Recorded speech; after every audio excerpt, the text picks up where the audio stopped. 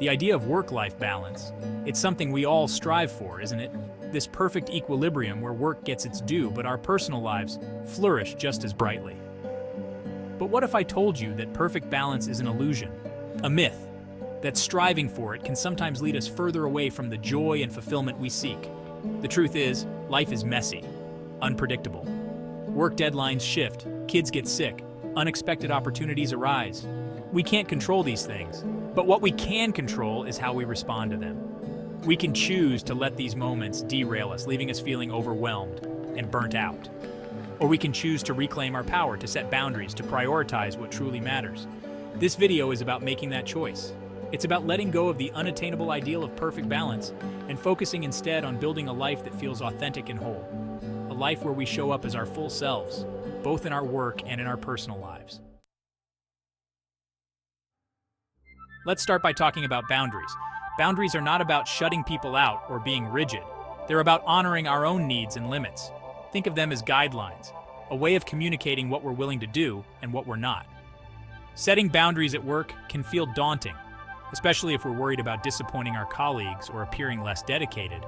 But the truth is, clear boundaries actually make us more effective. When we're not constantly overstretching ourselves, we can bring more focus and energy to the tasks that truly matter. So how do we set boundaries? Start by identifying your non-negotiables. Maybe it's leaving work by 6 p.m. to have dinner with your family, or protecting your Sunday mornings for quiet reflection. Once you know your limits, communicate them clearly and respectfully to your team. Remember, setting boundaries is not selfish. It's an act of self-respect, and it allows you to show up more fully for everyone in your life. Now let's talk about prioritizing. We live in a world of endless demands on our time and energy. If we try to say yes to everything, we'll quickly find ourselves stretched thin and depleted. The key is to become discerning about how we spend our precious time and energy. Prioritization is about making conscious choices about what matters most. It's about identifying the tasks that have the greatest impact and focusing our energy there. It also means being willing to say no to the things that don't align with our priorities, even if it feels uncomfortable. One helpful tool is the Eisenhower Matrix. This simple framework helps us categorize tasks based on urgency and importance. It allows us to see clearly what needs immediate attention, what can be scheduled for later, and what can be delegated or eliminated altogether. In our always-on culture, taking breaks can feel like a luxury, something we'll get to later. But the truth is, breaks are essential for our well-being. They allow us to recharge, to gain perspective, and to come back to our work with renewed focus and energy. Think about it this way. Would you expect your phone to function without ever recharging its battery? Of course not. Yet we often expect our minds and bodies to operate at peak performance without giving them the downtime they need. Breaks don't have to be long to be effective. Even a few minutes of stepping away from our desks, taking a walk outside, or practicing some deep breathing can make a world of difference. And let's not forget the importance of longer breaks, like vacations, which allow us to truly disconnect and return to our lives, feeling refreshed and revitalized. Learning to say no is one of the most powerful tools we have for creating a more balanced and fulfilling life. It's about setting healthy boundaries, honoring our own needs and priorities, and protecting our time and energy. For many of us, saying no can feel incredibly difficult. We worry about disappointing others, damaging relationships, or missing out on opportunities. But the truth is, saying no is often an act of courage and self-respect.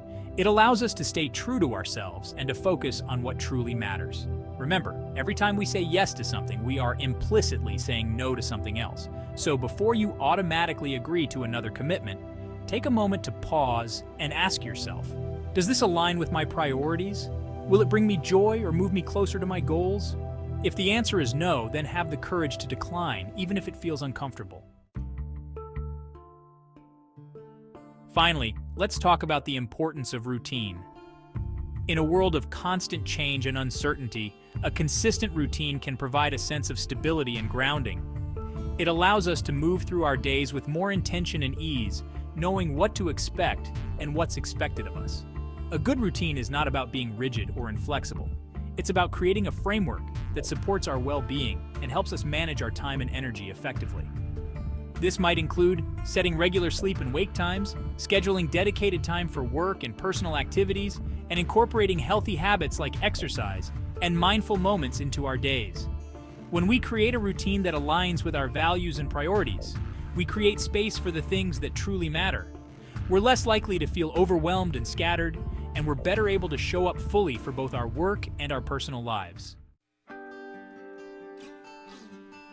As we wrap up, I want to leave you with this. Wholehearted living is not about achieving a perfect work-life balance.